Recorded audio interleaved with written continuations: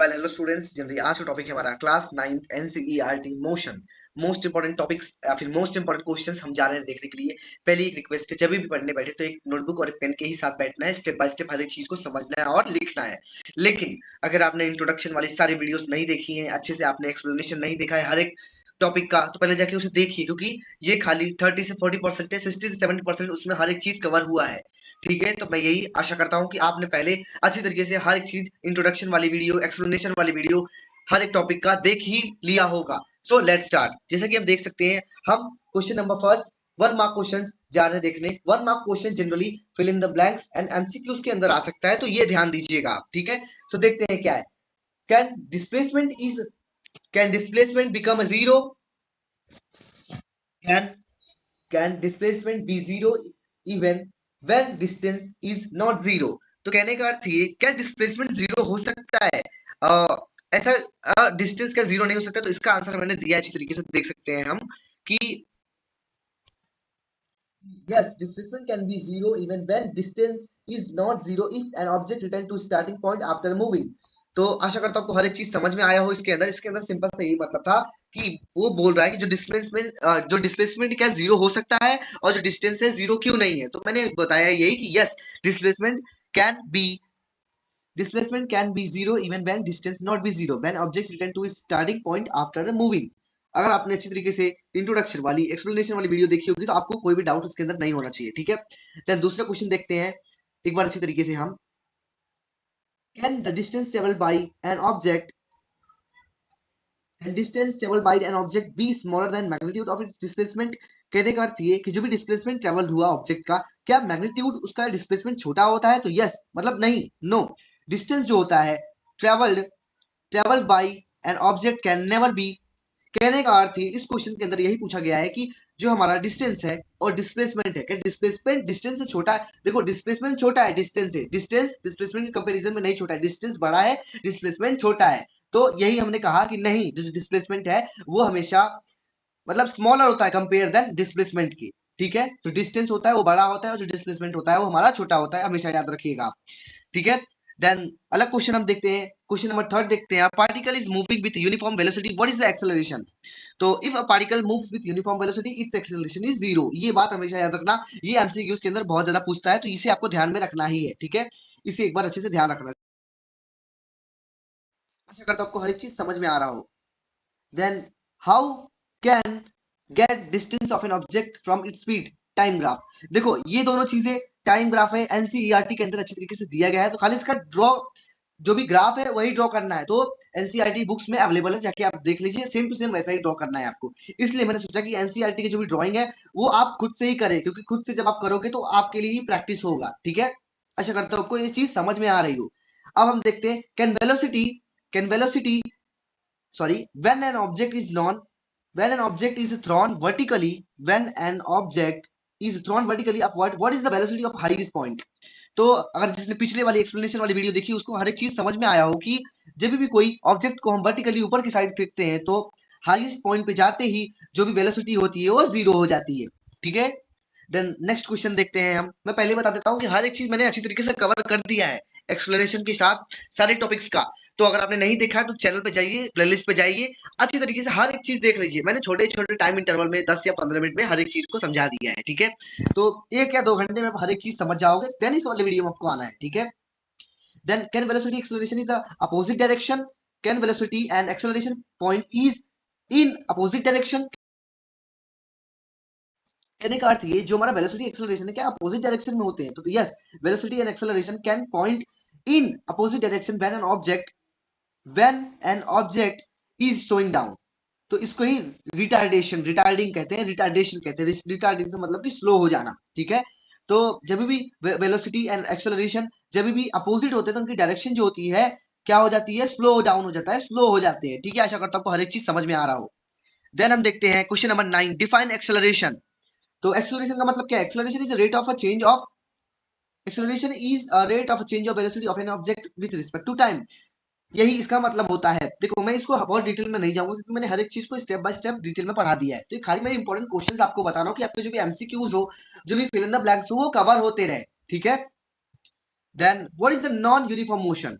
What is a non-uniform motion? Non-uniform motion is a type of motion which an object does not cover equal distance in equal time interval of a time. It is known as a non-uniform motion. ये मैंने अच्छी तरीके से बताया है, इसको बताने की जरूरत नहीं, तभी भी एक बार वापस बता देता हूँ कि अगर दिए गए समय पे वो काम या फिर वो डिस्टेंस कवर नहीं हुआ, उसे कहते हैं non uniform motion. Non uniform acceleration भी होता है सेम टू सेम इसी की ही तरह, जैसे कि एग्जांपल में दिया गया है। ठीक है, आशा करता हूँ आपको हर एक चीज समझ में आ रहा हो। नोटबुक में आप लिखते रहिए। अब हम 2 नंबर वाले क्वेश्चंस में आ सकते हैं। देखो 2 नंबर वाले क्वेश्चंस जितने भी है मोस्ट इंपोर्टेंट है, क्योंकि 2 या 3 नंबर में आते ही है, ये बात हमेशा याद रखना। इसमें कुछ कुछ चीजें मैंने नोट्स में इसका आंसर 60% दे दिया है, नोट्स में मतलब एक्सप्लेनेशन वाली वीडियो में, बट इसके अंदर नहीं दिया है, जो मुझे लगा कुछ कुछ टॉपिक्स है जो मैंने कवर नहीं किया था, तो मैं इसमें कवर कर रहा हूँ। ठीक है, देन आता है differentiate scalar and vector quantity. Differentiate scalar and vector quantity step by step in 2 marks. तो मैंने बता दिया है कि जो स्केलर है अपना, जो भी हमारा स्केलर है, स्केलर एक quantity having only magnitude, and vector के पास मैग्नीट्यूड भी होता है, डायरेक्शन भी होता है। अब देखो मैग्नीट्यूड का मतलब अगर आपको जानना है तो आपको एक्सप्लेनेशन वाली वीडियो को देखनी होगी। ठीक है, इसमें मैं डिटेल में बिल्कुल नहीं बताऊंगा, खाली मैं आपको क्वेश्चन का फॉर्मेट बता रहा हूँ कि ये क्वेश्चन इसी टाइप का आंसर आपको देना है आपके एग्जामिनेशन में या फिर आपके टेस्ट में। ठीक है, फिर आता है addition and subtraction. Addition and subtraction मतलब इसके अंदर क्या क्या चीजें ऐड करते हैं, क्या क्या सब्सट्रैक्ट करते हैं, तो वे सारी चीजें ऐड करते हैं। स्केलर एडेड और सब्सट्रैक्ट यूजिंग ऑर्डिनरी अर्थमेटिक। देखो इसे आप नहीं लिखोगे तो चलेगा, ये थोड़ा ऊपर का है, इसे आप नहीं लिखोगे चलेगा, ऊपर की चीजें बस खाली लिखना था, इसे नहीं लिखोगे तो चलेगा। ठीक है, क्योंकि ये थोड़ा बाहर का मुझे लग रहा है, आपको नहीं समझ में आएगा। देन एग्जांपल मैंने दे दिया है अच्छी तरीके से, एग्जांपल को अपने नोटबुक में लिख देना। What is retardation? रिटार्डेशन का मतलब क्या होता है एक बार देख लेते हैं। Retardation and how does it affect the speed? तो retardation is the negative acceleration that reduces the speed of moving object. It occurs when when when velocity and acceleration are in opposite direction. तो यही retardation क्या है, negative acceleration है। ये कब बनता है? जब स्पीड जो है रिड्यूस होता है, रिड्यूस घट जाता है, तब तब वेलोसिटी एक्सेलरेशन अपोजिट डायरेक्शन में होते हैं। ठीक है, तो ये शायद एमसीक्यू के अंदर आ सकता है, तो ध्यान देना। इफेक्ट ऑन स्पीड, स्पीड पे क्या इफेक्ट पड़ेगा देख लेते हैं। The speed of an object decreases over time, क्योंकि रिटार्डेशन का मतलब होता है रुक जाना, कम हो जाना स्पीड को, सिंपल सी बात है। तो आशा करता हूँ आपको समझ में आया। एग्जांपल भी दिया गया है। अब a brake applied to moving car cause a retardation and reduce its speed। ठीक है, रिटार्डेशन शायद एग्जाम में आ सकता है, तो इसे ध्यान देना आप। ठीक है, देन देखते हैं एक और क्वेश्चन हम। Can speed of an object varying with its velocity constant? कहने का अर्थ है कि जो स्पीड है, speed of a body, body का जो भी स्पीड है वो वेलोसिटी की तरह कांस्टेंट है क्या? कांस्टेंट है क्या कि नहीं है? तो इसका आंसर है नहीं, क्योंकि the speed of a body can not varying with velocity is constant. Simple सी बात है, इसका यही था। एक्सप्लेनेशन देखते हैं, क्योंकि वेक्टर वेलोसिटी हमारा वेक्टर क्वांटिटी है, क्योंकि इसके अंदर मैग्नीट्यूड एंड डायरेक्शन दोनों चीजें आती हैं।